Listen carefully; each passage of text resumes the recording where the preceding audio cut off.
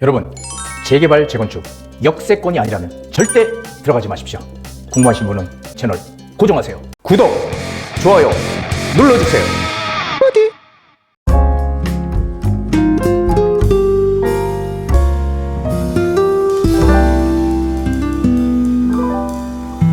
부동산 DJ. 안녕하세요.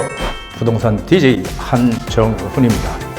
자, 오늘 부디의 함수에서는요, 역세권 개발이 왜 중요한지에 대해서 확실하게 알아보는 시간을 준비했습니다. 자, 지금 시장이 상당히 지금 어지럽습니다. 왜 어지럽냐고요?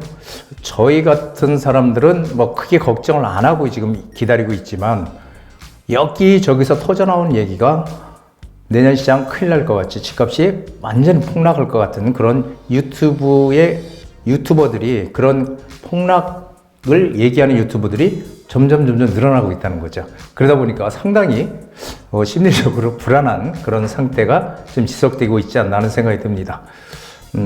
집값이 많이 떨어지면은 참 좋은데 현실적으로 집값이 떨어질 가능성이 있느냐 없느냐, 그리고 얼마가 과연 적정 가격인지, 이런 것들에 대한 고민이 좀 필요하지 않나 싶어요. 무조건 하락한다가 아니고. 그래서 지금 그런 얘기들을 듣고 상당히 좀 갈팡질팡하는 분들이 계신데, 그런 것들 빼고요, 실제로 부동산 가격이 떨어지지 않는다라고 생각하시는 분들만 보시기 바랍니다. 자, 오늘 역세권은 재개발 재건축의 투자 필수 요소다, 이런 주제로 진행을 하겠습니다. 자, 세미나 공지 먼저 합니다. 자, 이제 바야흐로 12월 4일, 이제 딱 한 달 남았네요. 올해도 참 빨리 갑니다. 수요일 오후 2시고요 7호선 그리고 수인 분당선 더블 역세권이죠. 강남구청역 3번 출구입니다. 한 1분 거리에 있고요. 주제는 역세권 재개발, 무조건 돈이 될 지역을 노려라 라는 주제로 강의를 시작하겠습니다. 그리고 내년 시장 전망까지도 함께 알아보는 그런 시간 준비했으니까요. 내년 시장 궁금하신 분들 빨리 오십시오. 그러면 제가 속 시원하게 여러분의 막힌 혀를 다 뚫어드리겠습니다. 자, 선착순 10명이고요. 예약 필수입니다. 그리고 이때 못 오시는 분들을 위해서 1대1 개별 상담의 문은 항상 열려 있으니까요. 정말 급하게 뭔가 궁금하고 내가 당장 어떤 행동에 옮겨야 될 그런 분들, 내가 가진 부동산, 여러 가지 부동산들 많이 가지고 계신 분들 있죠. 그리고 또 부동산은 없지만 지금 개인적으로 뭔가를 해보려고 고민하고 있는 분들 오시면은 제가 속 시원하게 해결해 드리도록 하겠습니다. 역세권의 중요성에 대해서 상당히 많이들 얘기를 하고 있죠. 저는 역세권의 중요성에 대해서 벌써 한 20년 전부터 얘기를 드린 것 같아요. 역세권은 앞으로 하나의 대세가 된다. 우리는 무조건 역세권에 들어가야 된다는 얘기를 정말 많이 드렸었죠. 자, 역세권을 정확하게 알자고요. 지하철역이 가까워서 지하철 타기 교통이 편해서 역세권이 중요한 것이 절대 아닙니다. 자, 역세권의 일단 범위를 보면요, 지하철 승강장에서 직선거리로 500m까지를 역세권이라고 합니다. 그래서 승강장에서 250m까지를 1차 역세권, 250m에서 500m까지를 2차 역세권, 이렇게 나누죠. 그렇다면 역세권 개발은 어디에서 진행을 할까요? 역세권 개발은 승강장에서 250m까지 1차 역세권 범위에서 진행을 한다는 것도 참고로 알아두시기 바랍니다. 자, 왜 역세권이 중요하냐면은 역세권 주변에는 항상 보면은 이 상업시설들이 많죠. 그리고 업무시설들, 일자리들이 많이 존재한다는 겁니다. 그리고 버스와 환승체계가 갖춰져 있어 유동인구가 가장 많은 곳이 역세권 주변이고요. 그리고 수요가 항상 왔다 갔다, 유동인구가 많다 보니까 어떻게 해요? 땅값도 상대적으로 계속 올라갈 수밖에 없는, 계속 비싼 땅값을 자랑하는 곳이 바로 이 역세권입니다. 그래서 역세권의 그 중요성은요, 한마디로 뒤에서 말씀을 드리겠지만, 역세권의 중요성은 앞으로 모든 재개발이든 개발은 역세권을 중심으로 해서 진행이 된다라는 것입니다. 이게 가장 큰 중요한, 우리가 역세권을 알아야 되는 이유이기도 합니다. 자, 왜 500m 반경 안에 들어가야 될까요? 직선거리로 500m라고 그랬죠? 승강장이 이렇게 있으면 직선거리로 500m까지를 역세권이라고 하는데 여기서 1차 역세권은 승강장에서 250m, 2차 역세권은 250에서 500m, 여기를 2차 역세권이라고 합니다. 여기는 1차 역세권, 승강장에서 직선거리로 250m까지. 자, 그런데 어떤 연구기관에서 조사를 해보니까요, 지하철이 여기 있다면 지하철과 가까우면 가까울수록 집값이 많이 오르더라. 가까우면 가까울수록이에요. 하지만 오르는 그 범위가 미치는 영향이 500m를 벗어나게 되면 안 오른다는 거예요. 그래서 이 500m라는 게 상당히 상징적인 의미가 있습니다. 그래서 제가 예전에도 말씀드렸던 것이 뭐냐면, 역세권은 사실 아파트든 뭐든 집값이 좀 더 비싸죠. 역세권에서 좀 떨어져 있으면 싸요. 그러니까 대부분 사람들 어떻게 생각 많이 해요? 아, 역세권에 들어가는 거 누가 좋은지 몰라? 당연히 안다. 하지만 1억 이상 투자금이 더 들어가. 아파트를 살려도 더 비싸고. 그렇기 때문에 뭐 역세권이 아니더라도 한 지하철에서 한 10분, 15분 거리라도 뭐 걸어갈 수 있으니 차라리 조금 싸게 주고, 역세권이 아니더라도 그쪽에서 크게 차이 있지 않냐. 그러니까 나는 거기 1억 싼 데로 들어가겠다. 이렇게 얘기하는 분들이 있거든요. 하지만 아닙니다. 우리는 내 집을 특히 장만할 때는 무조건 이 역세권 범위 안에 들어가야 된다는 거야. 아파트를 사든 뭐를 사든 간에. 그래야 나중에 집값이 떨어질 때 안 떨어지고요. 떨어지더라도 덜 떨어지고, 그리고 오를 때는 또 많이 올라가는 그런 현상을 보인다는 겁니다. 자, 역세권 고밀도 개발. 이거 이제 좀 이 말이, 용어가 익숙하신 분들 계실 거예요. 이게 이제 압축 도시라는 개념으로도, 컴팩시티라고 해서 개념으로도 쓰이는 건데, 이게 선진국들의 도시 개발의 모델입니다. 자, 압축 도시는 뭐냐면요, 도시 중심부에 초고층 빌딩을 높이 짓는 거예요. 높이 져서 별도의 교통수단 없이도 주변 편의시설을 이용할 수 있게 하는 도시개발 방식이다. 이렇게 돼 있죠, 압축도시. 고밀도 개발 똑같은 거죠. 똑같은 얘기예요.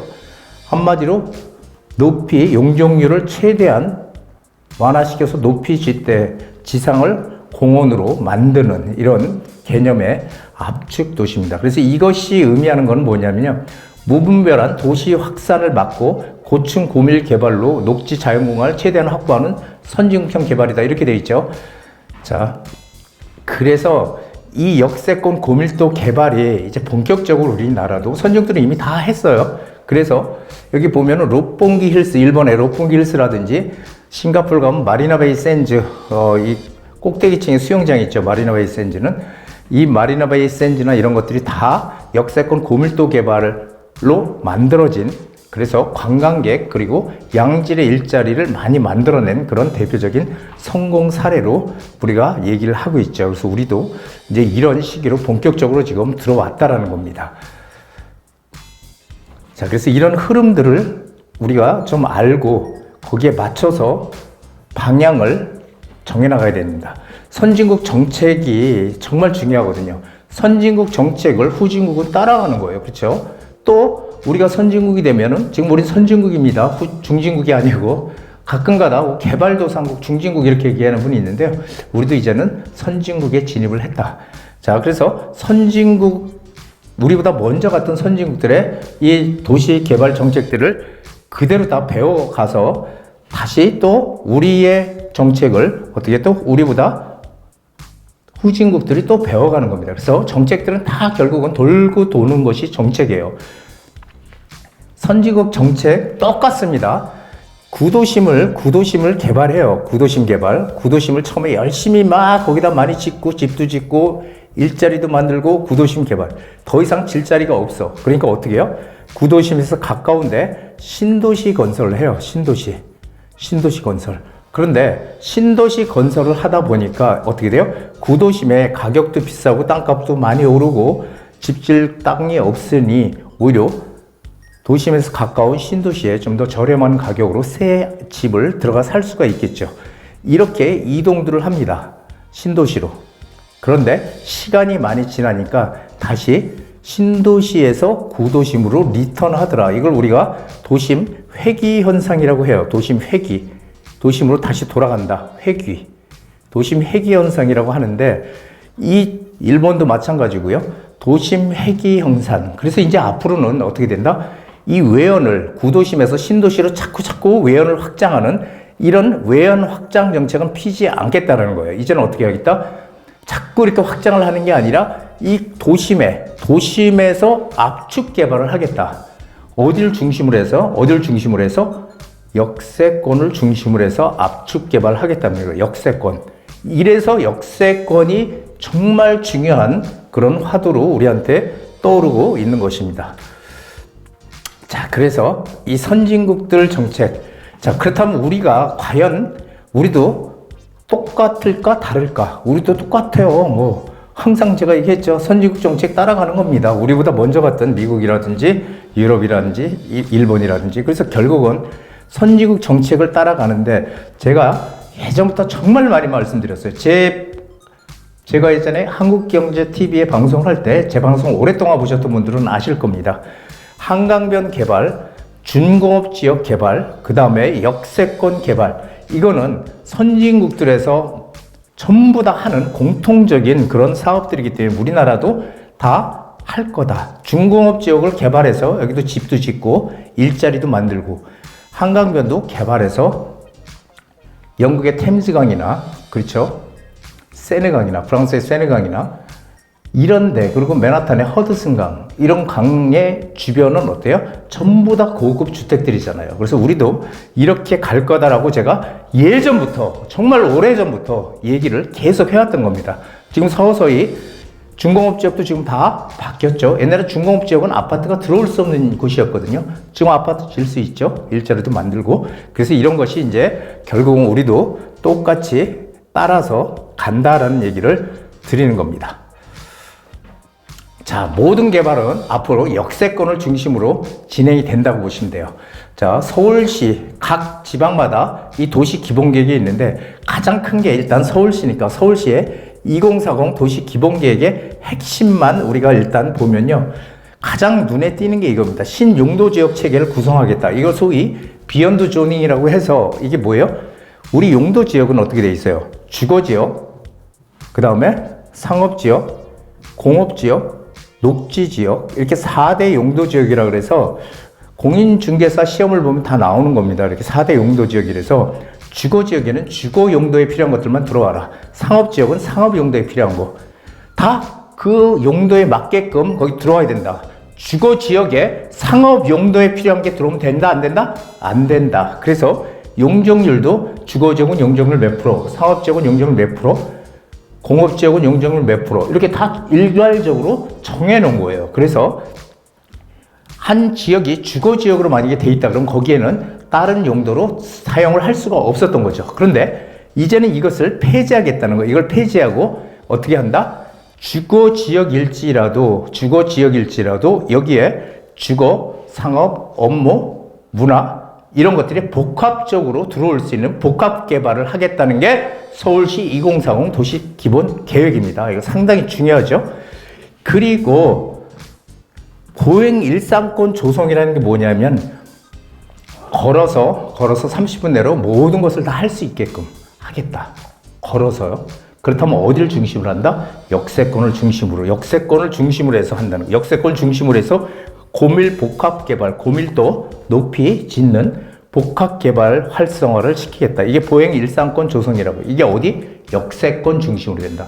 역세권의 가치가 앞으로 지금도 사람들이 역세권 좋은 거 알지만 점점 더 이제는 커져가는 그런 지금 상황을 맞고 있다는 겁니다.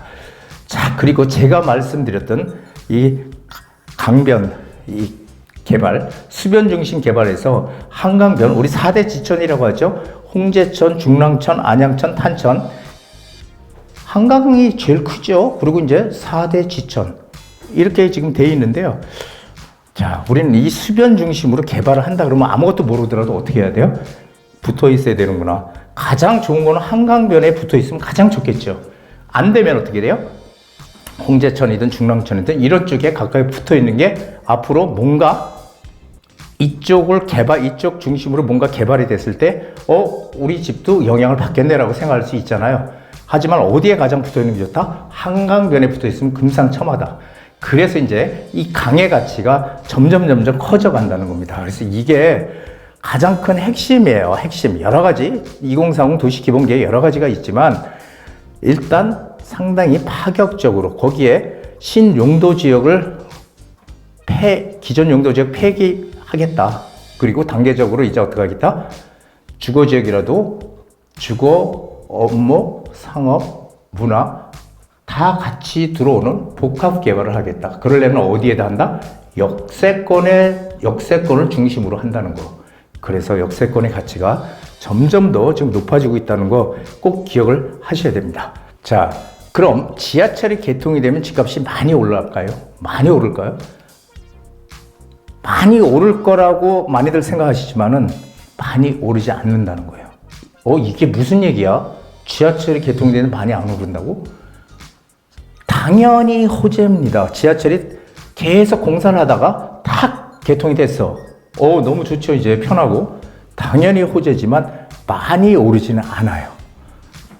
자, 일단 그렇게 생각하시고요. 그런데 그렇다면 기존 지하철은 어떨까요? 기존 지하철이 하나 있어. 기존 지하철.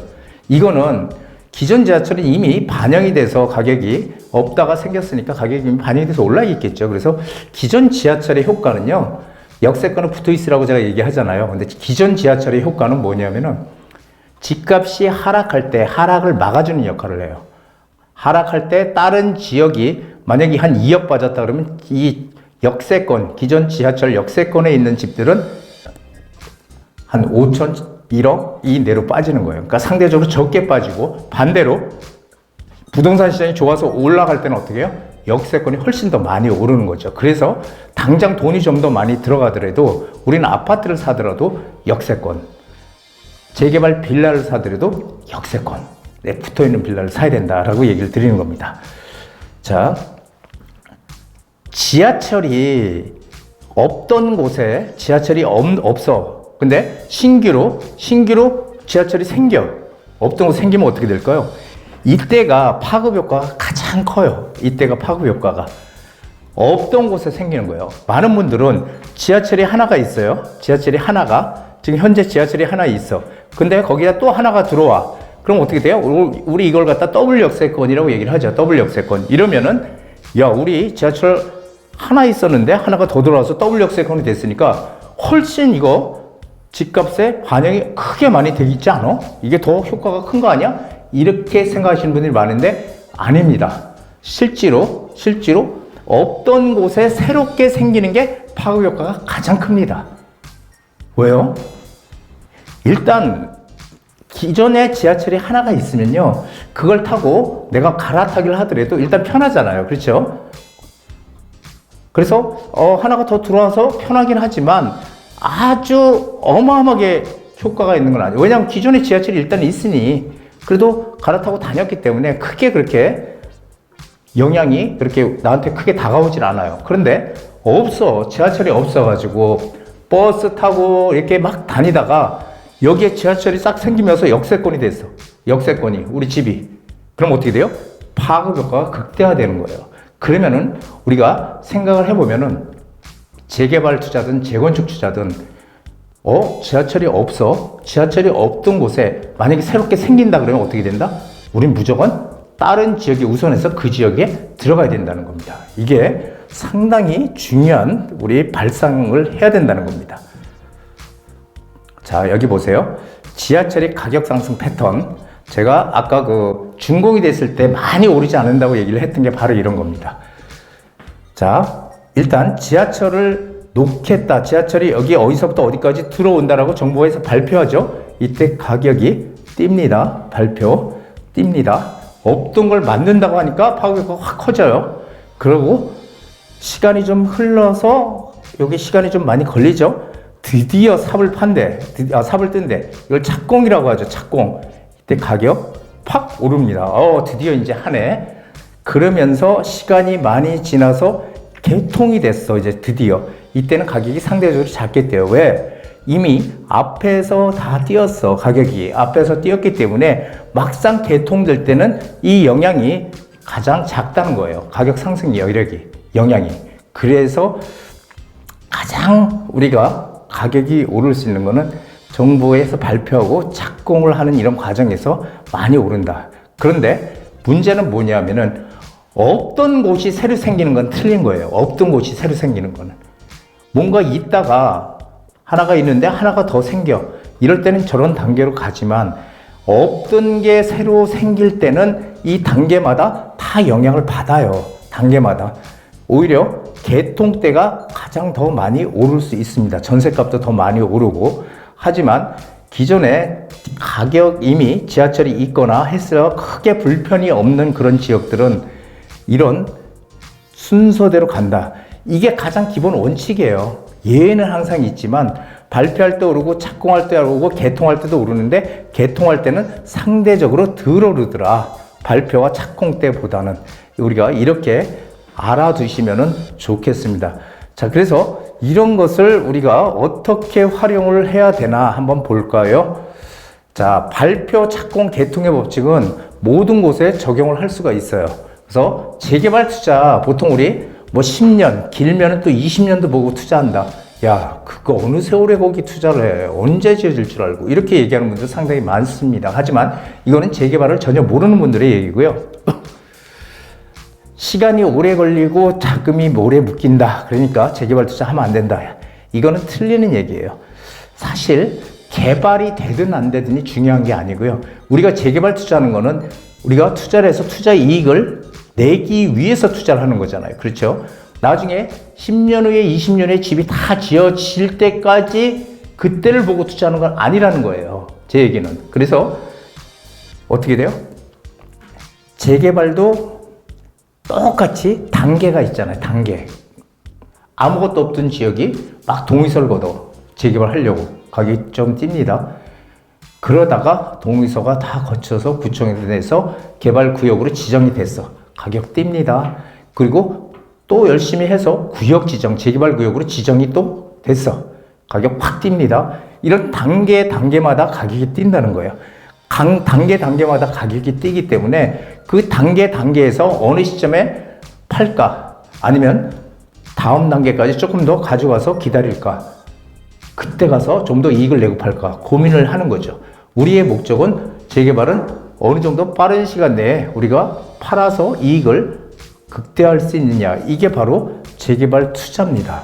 그래서 사실 개발되든 안 되든 우리는 그걸 생각하는 게 아니에요. 물론 돼야 되지. 하지만 극단적으로 얘기하면은 시간이 많이 필요하기 때문에 어떻게 돼요? 그런 단계마다 가격이 오르니 그 단계에 어느 단계에서 내가 어느 정도 이익을 내고 팔까? 이것을 고민하는 게 재개발 투자라는 겁니다.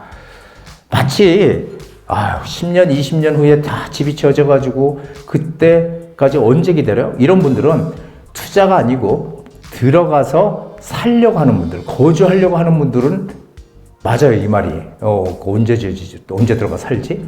하지만 재개발 투자는 그것이 아니라는 겁니다. 마치 들어가서 살 것처럼 생각하는 건 완전 재개발의 문외 아닌 초보자의 발상이다.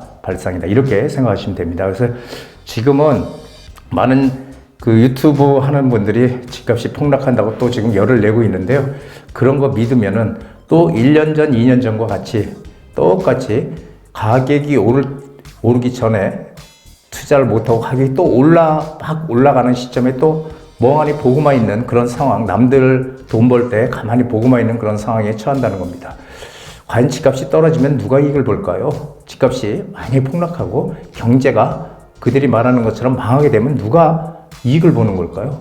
이익 보는 사람 아무도 없어요. 다 그 중에서 가장 큰 손해를 보는 사람들은 서민들이에요. 여러분들. 서민들이 손해보는 거예요. 가장 큰 피해를 입는 거예요. 경제가 망가지면요. 부자들은 어떻게 해요? 정말 돈 있는 부자들은 한 달에 1,000만 원 쓸 거 500만 원, 300만 원 쓰면 돼요. 하지만 월급 받아서 생활하고 정말 어려운 몇백만 원, 300만 원, 400만 원 벌어가지고 쓰는 사람들은 한 푼도 못 쓴다는 거예요. 오히려 마이너스가 된다는 거예요. 그게 차이죠. 그래서 경제가 망가지면 서민들도 망가지는 거기 때문에 경제 망하라고 제발 고사 좀 드리지 마시기 바랍니다. 자, 오늘 그래서 일단 재개발에 관한 것들, 이 역세권에 관한 얘기를 오랜만에 드려봤는데요. 역세권의 가치는 앞으로 점점 더 커질 거고요. 그런 역세권에 신규로 생기는 그런 지하철이 여기 있다면 금상첨화 아닐까요? 그런 지역을 타켓을 해서 들어가야지 이익을 극대화할 수 있는 그런 상황이 된다는 거 여러분들 꼭 기억을 하시기 바랍니다. 자, 12월 4일, 자, 12월 이제 드디어 12월로 들어오네요. 역세권 재개발, 무조건 돈이 될 지역을 노려라. 남들이 움츠리고 있을 때 우리는 해야 됩니다. 이익을 내기 위해서 해야 됩니다. 남들보다 반걸음 먼저 가야 됩니다. 그런 거 궁금하신 분들, 그리고 돈을 꼭 벌고 싶은 분들 오십시오. 제가 돈을 벌게 해드리겠습니다. 자, 계획 없는 목표는 한낱 꿈에 불과하다. 그렇죠? 생텍쥐 벨입니다. 어린 왕자, 유명하죠? 어린 왕자 썼던 저자죠. 자, 계획이 없으면 안 되죠. 우리 인생도 장기 계획을 세워서 가야 되는 건 똑같아요. 그래서 부동산 투자도 계획을 세워서 한 걸음 한 걸음 앞으로 나아가는 진취적인 우리 구독자님들이 되시기를 바랍니다. 저 오늘 강의 여기까지입니다. 한정훈의 부동산 DJ에서는 여러분들의 고민을 기다립니다. 영상을 보시고 투자에 관심 있으신 분은 지금 바로 연락 주시기 바랍니다.